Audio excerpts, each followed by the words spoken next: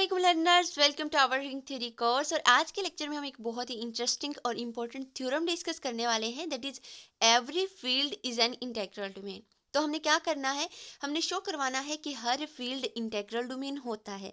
उसके लिए क्या होना चाहिए, उसके लिए ज़रूरी है कि फील्ड में इंटेग्रल डोमेन की प्रॉपर्टीज होल्ड करें, तो ही वो हमारे पास इंटेग्रल डोमेन बनेगा। यही हमने शो करवाना है। तो इसका जो प्रूफ है थ्योरम का, वो तो बहुत ही सिंपल और इजी है, 4-5 लाइन का प्रूफ है, लेकिन उसके पीछे जो लॉजिक और कॉन्सेप्ट यूज होना है वो समझना पहले आपके लिए जरूरी है। ठीक है, तो स्टार्ट करते हैं। पहले सबसे पहले पता होना चाहिए इंटेग्रल डोमेन क्या है। तो इंटेग्रल डोमेन की डेफिनेशन देखिए, वो कहता है कि let R be a commutative ring with identity. R हमारे पास कोई कम्यूटेटिव रिंग हो जिसमें आइडेंटिटी भी बिलोंग कर रही हो, तो वो हमारे पास इंटेग्रल डोमेन कहलाता है। If it has no zero divisor, अगर उसमें हमारे पास कोई जीरो डिवाइजर्स ना हो। ठीक है, ये इंटेग्रल डोमेन की डेफिनेशन है। इसके अलावा एक और इसकी डेफिनेशन होती है, वो ये होती है कि A B is equal to zero. देखिए, zero has no zero divisor का ये मतलब है कि उसमें हमारे पास कोई दो नॉन जीरो एलिमेंट का प्रोडक्ट कभी भी जीरो नहीं आना चाहिए। ये डेफिनेशन है इसकी। ठीक है, लेकिन अब इसकी ऑल्टरनेटिव डेफिनेशन वो ये होती है कि अगर ए बी इक्वल जीरो आ रहा है, तो इसका मतलब है कि या तो ए जीरो होगा या फिर क्या होगा, बी जीरो होगा। ठीक है, ये डेफिनेशन हम आगे यूज करेंगे। अब देखिए, ये हमारे पास इंटेग्रल डोमेन की डेफिनेशन है। अब हमने शो करना है कि फील्ड में भी ये सारी प्रॉपर्टीज जो है होल्ड करती हैं इंटेग्रल डोमेन की। तो अब देखिए, इंटेग्रल डोमेन की जो प्रॉपर्टीज हैं उसमें एक तो ये चीज़ है कि ये रिंग है। रिंग है तो इसका मतलब ये है कि ये हमारे पास अंडर एडिशन एबिलियन ग्रुप बनाएगा। ठीक है, हमें पता है कि ये अंडर एडिशन एबिलियन ग्रुप बनाता है रिंग।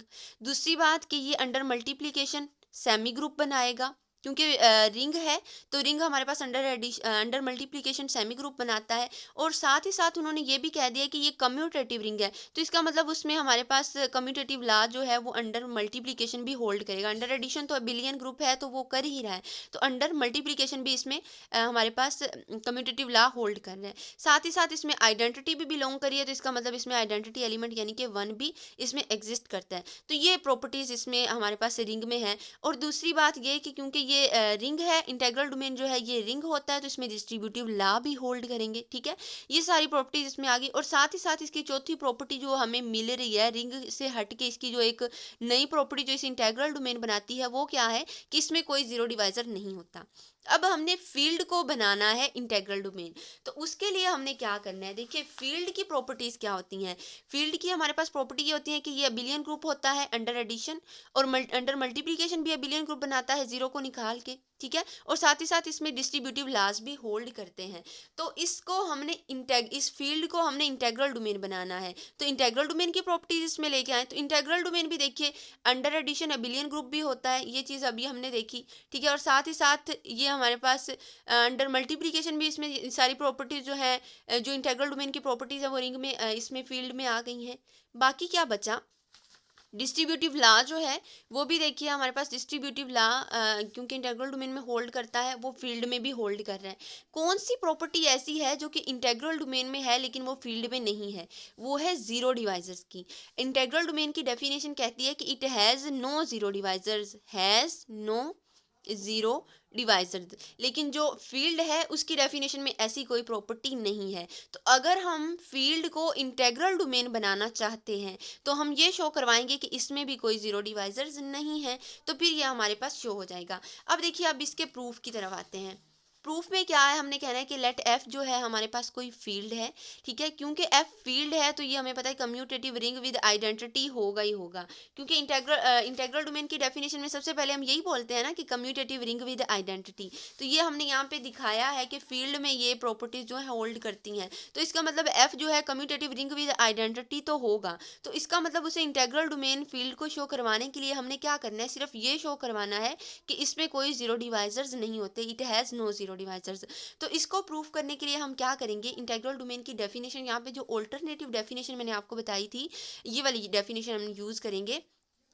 मैंने बताया था कि A B is equal to zero अगर हमारे पास आता है इंटेग्रल डोमेन में, तो उसका मतलब ये होता है कि या तो ए जीरो है या बी जीरो है। ये डेफिनेशन हमने यहाँ पर यूज करनी है। तो देखिए, हम ये वाली डेफिनेशन यूज करेंगे कि if a B is equal to zero and a भी बिलोंग कर रहे हैं एफ से, ठीक है। ये हम क्योंकि फील्ड को इंटीग्रल डोमेन बनाना चाह रहे हैं, तो फील्ड के एलिमेंट हमने कोई एलिमेंट उठाए हैं और उनका प्रोडक्ट क्या आ रहा है, जीरो आ रहा है। तो अगर ये इंटीग्रल डोमेन है तो फिर क्या होना चाहिए, अगर इनका प्रोडक्ट जीरो है तो इसका मतलब ये होना चाहिए कि या तो ए जीरो है या फिर हमारे पास बी जीरो है। ये हम शो करवा देंगे अगर फील्ड के इन दो एलिमेंट्स के लिए, तो फिर वो इंटीग्रल डोमेन बन जाएगा। तो इसके हम दो केसेस बनाएंगे। फर्स्ट केस में हम क्या करेंगे, फर्स्ट केस में हम कंसीडर कर लेते हैं कि जो ए है ना वो इक्वल टू जीरो है। अगर हमने ए इक्वल जीरो ले लिया फिर तो ये हमारे पास ट्रिवियली होल्ड कर गया, हमारा प्रूफ हो गया। हमने कह दिया कि ए जीरो है, तो हमने यही तो दिखाना था कि अगर ए बी इक्वल जीरो है तो इनमें या ए जीरो होना चाहिए या बी जीरो होना चाहिए। तो हमने खुद ही ए को जीरो कंसीडर कर लिया है, तो इसका मतलब ये हमारे पास इंटीग्रल डोमेन है, इसमें ये चीज़ होल्ड करेगी। अब दूसरा केस हम ये डिस्कस करते हैं कि हम कहते हैं कि if A is not equal to zero, अगर हमारे पास ए जीरो नहीं है तो हमने चीज़ क्या हमने क्या कंसिडर किया कि A B is equal to zero है। ए बी कहाँ से बिलोंग कर रहे हैं, एफ से। अब ये ए बी जो एफ से बिलोंग कर रहे हैं फील्ड के एलिमेंट, ये इंटीग्रल डोमेन तब बनेंगे कि इनका प्रोडक्ट जीरो है तो इनमें जो है एक जीरो होना चाहिए, तब ये इंटीग्रल डोमेन बनाएंगे। पहले केस में हमने ए जीरो शो करवा दिया तो वो हमारा हो गया। दूसरे केस में हम कह रहे हैं कि अगर ए जीरो नहीं है, अगर ए जीरो नहीं है तो फिर लाजमी तौर पर बी जीरो होना चाहिए, तभी ये इंटीग्रल डोमेन बनेगा, ठीक है, इंटीग्रल डोमेन की डेफिनेशन के अकॉर्डिंग। तो हमने क्या किया, हमने यहाँ पे कहा कि ए जीरो नहीं है और ए कहाँ से बिलोंग कर रहा है, एफ से बिलोंग कर रहा है। ए एफ से बिलोंग कर रहा है तो हमें पता है फील्ड की प्रॉपर्टी अगर उसमें ए है तो ए इनवर्स भी फील्ड में बिलोंग करता है, तो ए इनवर्स भी एफ में होगा। अब हम क्या करते हैं, ये जो हमारे पास इंटीग्रल डोमेन की डेफिनेशन है, second definition A B is equal to zero, ये यूज़ कर रहे हैं। A B is equal to zero हमने लिया और इसको हमने बोथ साइड पे मल्टीप्लाई करवा देना है ए इनवर्स से, क्योंकि ए इनवर्स जो है वो फील्ड से बिलोंग कर रहा है, ठीक है। तो ए इनवर्स से दोनों साइड पे मल्टीप्लाई करवा दिया, इस इक्वेशन को इसे भले वन कह लें, मल्टीप्लाई करवा दिया। अब यहाँ से देखिए एसोसिएटिव ला लगाएंगे तो ए इनवर्स हो जाएगा into B is equal to, देखिए आइडेंटिटी जीरो आइडेंटिटी है, जीरो के साथ कोई भी नंबर मल्टीप्लाई होता है तो वापस हमें क्या मिलता है, जीरो मिलता है।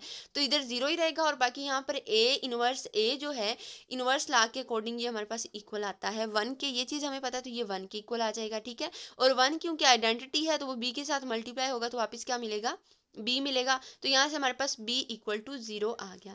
तो यही तो हमने शो करना था कि अगर दो एलिमेंट का product A B equal zero ले रहे हैं तो इनमें से एक जीरो होना चाहिए। ए हमने कहा था नॉन जीरो है तो हमें शो करना था लाजमी तौर पे कि b फिर जीरो होना चाहिए, तो b को हमने जीरो शो कर दिया। तो इसका मतलब ये हमारे पास क्या है, इंटीग्रल डोमेन है। हमने दो एलिमेंट f से उठाए थे और उन पे हमने फील्ड की प्रॉपर्टी सेटिस्फाई करवा दी, सॉरी इंटीग्रल डोमेन की प्रॉपर्टी सेटिस्फाई करवा दी। तो इसका मतलब ये हुआ कि हर फील्ड जो है वो इंटीग्रल डोमेन बनाता है। अब यहाँ पे छोटा सा एक नोट है वो नोट कर लीजिए। इसकी कन्वर्स के बारे में आपका क्या ख्याल है कि क्या इसका कन्वर्स ट्रू होगा या नहीं।